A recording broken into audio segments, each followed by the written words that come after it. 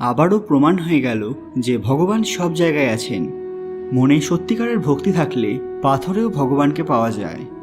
মথুরার গ্রামে ঘটে গেল এক অলৌকিক ঘটনা, যা দেখে সব গ্রামবাসীরা ভয় পেয়ে যান। সেদিন একজন নাস্তিক ব্যক্তিও ভগবানের উপস্থিতি মেনে নেয়। কিন্তু কি ঘটেছিল সেদিন, যা সব মানুষের চিন্তার কারণ হয়ে ওঠে? সবাই কমেন্টে হর হর মহাদেব লিখতে ভুলবেন না। সকলকে পুরাণ কথা নতুন একটি ভিডিওতে স্বাগত। আজকে আপনারা জানবেন ভগবান শিবের এক অলৌকিক লীলা সম্পর্কে।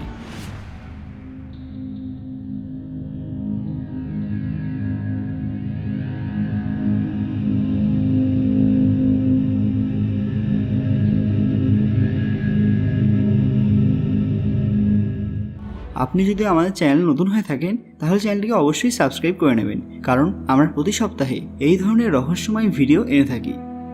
মথুরার কাছে অবস্থিত একটি গ্রাম বমৌলি। এখানকার সব বাসিন্দারা অত্যন্ত মিলেমিশে থাকতেন। সব গ্রামবাসী একে অপরের সুখ দুঃখের সঙ্গী ছিলেন। কারোর বাড়িতে কোনো সমস্যা হলে অন্যজন এগিয়ে যেতেন। কিন্তু গ্রামে একদিন এক এমন ঘটনা ঘটে যার ফলে বদলে যায় তাদের জীবন। কিছু সরকারি কর্মচারী তাদের সেই গ্রামে আসে এবং বলে যে সরকার এখানে দুধের ফ্যাক্টরি তৈরি করতে চায়, যাতে মথুরা এবং তার আশেপাশের জায়গাগুলিতে দুধের অভাব না থাকে। সব গ্রামবাসীকে এই জায়গা ছেড়ে দিতে বলা হয়। মথুরাতে তাদের থাকার ব্যবস্থা করা হবে। গ্রাম খালি করতে তাদের 7 দিন সময় দেওয়া হয়। গ্রামবাসীরা অত্যন্ত চিন্তায় পড়লেন, কারণ এটা তাদের পূর্বপুরুষদের গ্রাম। তাই তারা ভিটেমাটি ছেড়ে কোথাও যেতে চাইছিলেন না। তারা সরকারি বিভাগে গিয়ে জানালেন যে এই কাজ তাদের পক্ষে সম্ভব নয়, তারা গ্রাম খালি করতে পারবেন না। সরকার দুধের ফ্যাক্টরি অন্য কোথাও বানাক, তাদের গ্রামে নয়। কিন্তু সরকার অনেক ভাবনা চিন্তা করেই এই গ্রামকে বাছাই করেছিলেন, যে কারণে তাদের কোনো কথাই গুরুত্ব দেওয়া হলো না। এতে তারা খুব নিরাশ হলেন, কারণ 7 দিন পর তাদের গ্রাম ছেড়ে দিতে হবে। ধীরে ধীরে সময় এগিয়ে আসে। তখন এই বিপদ থেকে রক্ষা পেতে গ্রামের প্রধান ঠিক করলেন এবার কিছু একটা করতেই হবে। তাদের বাসস্থান ছেড়ে তারা কেন যাবেন? তিনি কোর্টে লিখিত আবেদন পাঠালেন যে তাদের গ্রামে আজ থেকে অনেক বছর আগে ভগবানের এক ভব্য মন্দির ছিল, কিন্তু মুঘলরা সেই মন্দিরের বিনাশ করে। তাই আজও যদি আমাদের গ্রামে খোদাই করা হয় তাহলে সেই মন্দিরের চিহ্ন দেখা যাবে।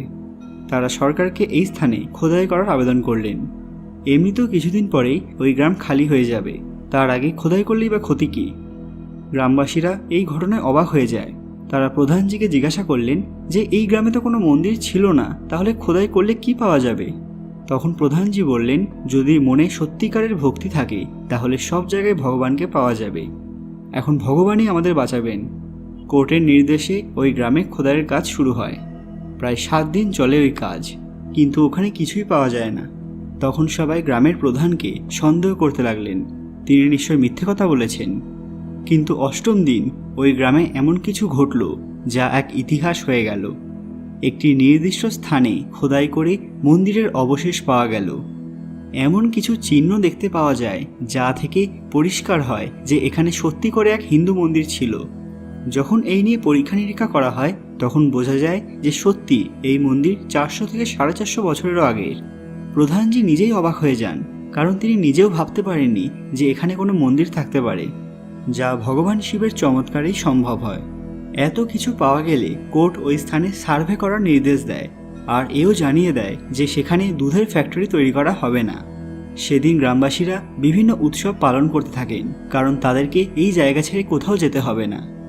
সত্যি বন্ধুরা, ভারতের বিভিন্ন জায়গায় আজও লুকিয়ে রয়েছে এমন কিছু রহস্য যা আজও সমাধানের অপেক্ষায়। সবাই কমেন্টে অবশ্যই হর হর মহাদেব লিখবেন। আর আজকের ভিডিওটি ভালো লাগলে ভিডিওটিকে লাইক করবেন এবং সবার সাথে শেয়ার করতে ভুলবেন না, যাতে আমরা এই সব রহস্যময় ঘটনাগুলি সবার সামনে তুলে ধরতে পারি। আরও এরকম অজানা তথ্য সম্পর্কে জানতে পুরাণ কথা অফিসিয়াল চ্যানেলটি মনে করে সাবস্ক্রাইব করে নেবেন। খুব তাড়াতাড়ি ফিরে আসবো নতুন একটি দরকারি ভিডিও নিয়ে। ততক্ষণ আপনারা এই ভিডিওগুলি দেখতে পারেন। ধন্যবাদ।